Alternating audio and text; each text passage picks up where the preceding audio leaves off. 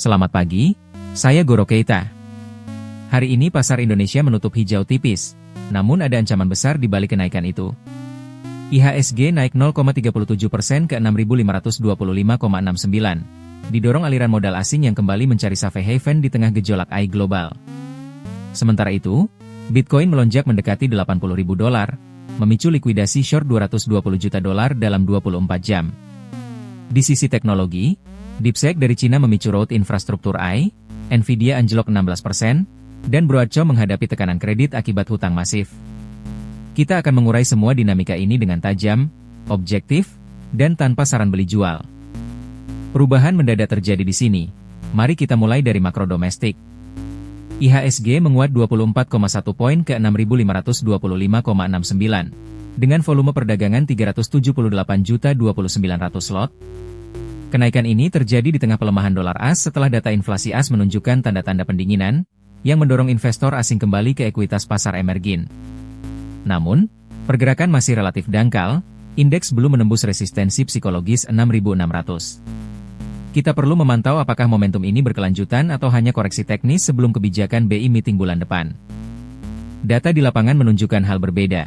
Secara global, sinyal makro menunjukkan ketidakpastian yang masih tinggi.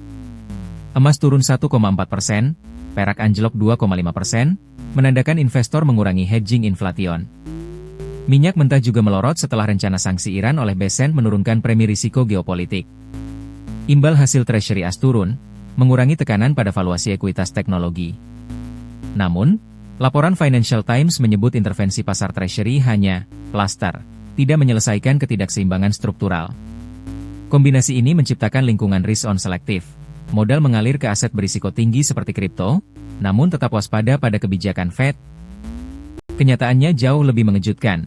Beralih ke kripto, Bitcoin menguat 1,83% ke $78.729, mendekati level 80.000 yang menjadi resistensi psikologis besar. Ethereum naik 1,06% ke 2.470,29, Solana tambah 1,6% ke 96,55, dan BNB naik 0,48%. Satu-satunya merah adalah XRP turun 1,42%. Likuidasi short $220 juta menunjukkan tekanan beli yang kuat, namun volume spot masih moderat. Sentimen pasar dipicu oleh harapan ETF spot Bitcoin di AS dan narasi digital gold di tengah ketidakpastian makro. Satu kesalahan fatal mengubah segalanya. Pengembangan fundamental kripto hari ini menarik perhatian.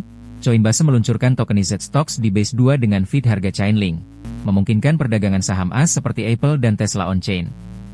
Ini menandakan konvergensi TradFi dan DeFi yang memperluas likuiditas dan akses global. Namun, risiko regulasi tetap besar. SEC belum memberikan kejelasan hukum atas token saham tersebut. Di sisi lain, Hyperliquid mendekati unlock token $12 miliar, yang bisa menciptakan tekanan jual besar jika tidak diserap permintaan. Skash melonjak ke level tertinggi 8 tahun di atas $880, didorong open interest futures yang hampir 2 kali lipat, menandakan spekulasi institusional pada privasi coin. Bukti rekaman membuka tabir baru. Dalam ekosistem DeFi, tokenized stocks pada base membuka pintu arbitrase lintas pasar 247 mengurangi ketergantungan pada jam buka bursa tradisional. Chainlink menyediakan oracle terdesentralisasi yang mengurangi risiko manipulasi harga. Namun, investor harus memperhatikan keterbatasan likuiditas awal dan potensi slipage besar. Sementara itu, unlock Hyperliquid sebesar 12 miliar token HYPE, sekitar 20% supply tersisa, dijadwalkan minggu depan. Jika pasar tidak menyerap, tekanan jual bisa menekan harga hingga 30%. Skash dengan open interest futures $18 miliar menunjukkan spekulasi besar, namun volatilitas tinggi membuatnya tidak cocok untuk portofolio konservatif. Situasi semakin memanas saat sektor teknologi global diguncang oleh DeepSeek, model AI open source Cina yang menawarkan performa setara 4 dengan biaya komputasi jauh lebih rendah. WSJ melaporkan Nasdaq anjlok, Nvidia turun 16%, Broadcom menghadapi lonjakan risiko kredit karena hutang masif untuk pembelian chip AI. Analis WSJ menilai panik berlebihan. Namun realitasnya, marine infrastruktur AI tipis, dan persaingan harga dari Cina memaksa pemain besar mengevaluasi capex. Bagi investor Indonesia, eksposur ke saham semikonduktor AS melalui reksadana global perlu ditinjau ulang. Diversifikasi ke penyedia cloud Asia atau chip desain lokal seperti Xiaomi bisa jadi hedging. Titik kritisnya terjadi ketika Xiaomi meluncurkan chip AI mobile sendiri, menantang dominasi Qualcomm di pasar smartphone premium. Langkah ini mengurangi ketergantungan rantai pasok dan menurunkan BOM cost hingga 15%. Sekaligus, eksekutif Alibaba membeli saham senilai 15 juta dolar setelah penawaran baru, sinyal kepercayaan internal meskipun tekanan regulasi Peking. Kedua peristiwa ini menunjukkan pergeseran kekuatan. Raksasa teknologi Cina bergerak vertikal, mengintegrasikan chip, OS, dan layanan cloud. Bagi ekosistem startup Indonesia, peluang kolaborasi dengan vendor chip lokal atau platform cloud Cina semakin terbuka. Namun risiko geopolitik dan sanksi AS tetap harus dihitung. Fakta mengejutkan baru saja terungkap. SpaceX berencana meluncurkan satelit AI bertenaga Nvidia ke orbit tahun depan, menciptakan orbital data center yang memproses inferensi langsung di luar angkasa. Ini mengurangi latensi dan biaya bandwidth untuk aplikasi AI global. Di sisi geopolitik, sanksi Iran oleh BSN menurunkan harga minyak 3 minggu terendah, namun pasar khawatir respons Cina sebagai pembeli terbesar minyak Iran. Jika Beijing menolak patuh, pasokan minyak global bisa kering, mendorong inflasi kembali naik. Investor komoditas Indonesia harus memantau korelasi minyak rupiah dan dampak pada neraca pembayaran. Puncaknya terbukti pada momen ini. Di front regulasi AS, Alabama menyelidiki insiden OpenAI yang dilaporkan menghak Hugging Face, menimbulkan pertanyaan keamanan rantai pasok model AI. Amazon menaikkan harga perangkat keras 60% akibat kelangkaan memori DRAM, menandakan tekanan biaya yang akan diteruskan ke konsumen. Kedua berita ini menyoroti kerapuhan ekosistem AI, keamanan model dan rantai pasok hardware menjadi risiko sistemik. Perusahaan Indonesia yang mengadopsi AI generatif harus memastikan vendor menyediakan SLA keamanan dan diversifikasi penyedia chip untuk menghindari ketergantungan single source. Perhatikan detail pertama, ARS Technica mengungkap manajer senior Nvidia terlibat skema penyelundupan server AI Supermicro ke Cina, menguatkan analisa bahwa kontrol ekspor AS bocor. Serangan siber terkait Iran menutup pembangkit listrik UK, meskipun pemerintah menegaskan tidak ada risiko sistemik. Insiden ini memperlihatkan bahwa infrastruktur kritis, baik chip maupun grid energi, menjadi target perang hybrid.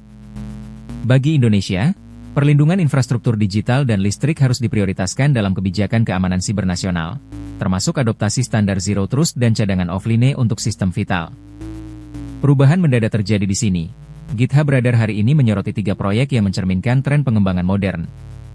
Pertama, meraih 4103 bintang. Skill agen untuk menghasilkan logo maskot IP dengan gaya neoskeuomorphic yang ringan. Proyek ini menunjukkan permintaan tinggi akan aset generatif yang siap pakai untuk branding startup. Kode terbuka memungkinkan pengembang Indonesia mengintegrasikan pembuatan logo otomatis ke dalam pipeline CI/CD, mengurangi biaya desain eksternal. Data di lapangan menunjukkan hal berbeda. Kedua, Mengtu Trewi dengan 3408 bintang menyediakan katalog komponen 3JS interaktif siap pakai, mempercepat pengembangan antarmuka 3 web tanpa boilerplate. Ketiga, Wang 2122 Sprixa Router mengimplementasikan routing state aware untuk jaringan agen 2, self, collaborate, handoff, fondasi arsitektur multi-agent generasi baru. Kedua proyek ini menandakan pergeseran ekosistem open source ke abstraksi tingkat tinggi, UI3 dan orkestrasi agen. Pengembang Indonesia yang mengejar peluang AI agent dan web imersif sebaiknya mempelajari arsitektur ini sekarang. Kenyataannya jauh lebih mengejutkan. Dinamika hari ini menunjukkan bahwa meskipun IHSG hijau tipis, momentum pasar sangat rapuh. Bitcoin mendekati 8.0 dengan likuidasi short masif. DeepSeek mengganggu narasi dominasi IaaS, dan tokenized stocks di base menandakan konvergensi TradFi-DeFi. Risiko kunci terletak pada unlock hyperliquid, ketegangan geopolitik Iran-Cina, dan keamanan rantai pasok AI. Sebagai analis, fokus harus pada diversifikasi lintas aset, pemantauan kebijakan Fed dan BI, serta mengamankan infrastruktur digital Anda. Pantau perkembangan hyperliquid dan regulasi tokenized stock selanjutnya.